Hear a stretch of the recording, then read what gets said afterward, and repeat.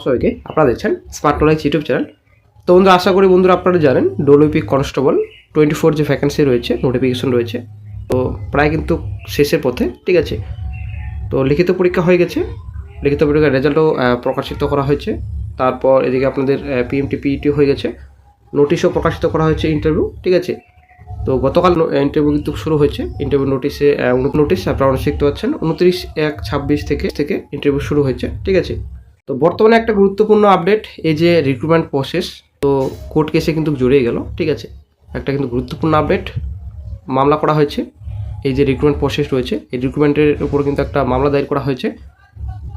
তো মোটামুটি ভ্যাকেন্সি ছিল 11,759-এর মতো। ঠিক আছে, মোটামুটি 12,000 কাছাকাছি ভ্যাকেন্সি। তো কনস্টেবল পদে এই যে নিয়োগ প্রক্রিয়ার স্বচ্ছতা নিয়ে প্রশ্ন তুলেছে কলকাতা হাইকোর্ট। রাজ্য সরকারকে আগামী 3 ফেব্রুয়ারির মধ্যে বিস্তারিত নম্বর বিভাজন ও ক্যাটাগরি ভিত্তিক তথ্য জমা দেওয়ার নির্দেশ দিয়েছেন। একটা কিন্তু গুরুত্বপূর্ণ আপডেট বন্ধুরা। তো মূল প্রধান মামলার পয়েন্ট কী ছিল, এই যে নম্বর বিভাজন এবং ক্যাটাগরি অনুযায়ী, এই যে জেনারেল রয়েছে, এসসি এসটি রয়েছে, নম্বর বিভাজন ক্যাটাগরি অনুযায়ী তালিকা প্রকাশিত না করার জন্যই কিন্তু হাইকোর্টে মামলা দায়ের করা হয়েছে। ঠিক আছে, আগামী 3 তারিখে রাজ্যকে রিপোর্ট দিতে হবে এমনই কিন্তু বলেছেন।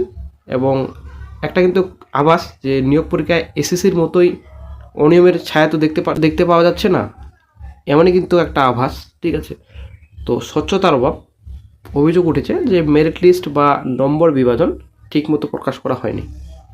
তো এই হচ্ছে ব্যাপার।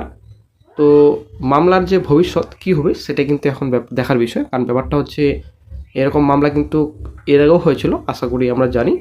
তো ডব্লিউপি কনস্টেবল তো এর আগে কিন্তু ভালোভাবেই কিন্তু পিআরবি কমপ্লিট করে ফেলেছে, কিন্তু মামলা তো লেগেই রয়েছে রাজ্যে, আশা করি আপনারা জানেন। এসএসসি মামলা, এদিকে আপনাদের আদার্স রিক্রুটমেন্ট প্রসেস রয়েছে, সব রিক্রুটমেন্টে কিন্তু মামলা দায়ের করা হচ্ছে রাজ্যে বর্তমানে এই নোটিফিকেশনের ভবিষ্যৎ, এই রিক্রুটমেন্টের ভবিষ্যৎ কী হবে সেটাই কিন্তু এখন দেখার বিষয়।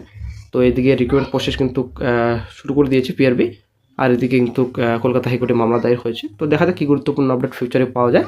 তো নিউ রিক্রুটমেন্ট নোটিফিকেশন মোটামুটি 10K মতো ভ্যাকেন্সি। ঠিক আছে, আপকামিং তো শিগগিরই আসছে বন্ধুরা একটা গুরুত্বপূর্ণ আপডেট। হয়তো ভোটের আগে বিজ্ঞপ্তি আসছে, তো ভোটের আগে তবুও কনস্টেবল পদে বিজ্ঞপ্তি না আসলেও মোটামুটি ওয়্যারলেস অপারেটর 400 কাছাকাছি ভ্যাকেন্সি আসতে পারে ভোটের আগে, এবং কেপিএসআই রয়েছে বিজ্ঞপ্তি শিগগিরই। ঠিক আছে, তো কয়েকদিন আগে একজন ফিমেল ক্যান্ডিডেটস ডেপুটেশনে গিয়েছিলেন, আশা করি আপনারা জানেন। চ্যানেলে কিন্তু আপডেট দেওয়া হয়েছে, যারা এখনও দেখেননি অবশ্যই আপনারা দেখে নেবেন।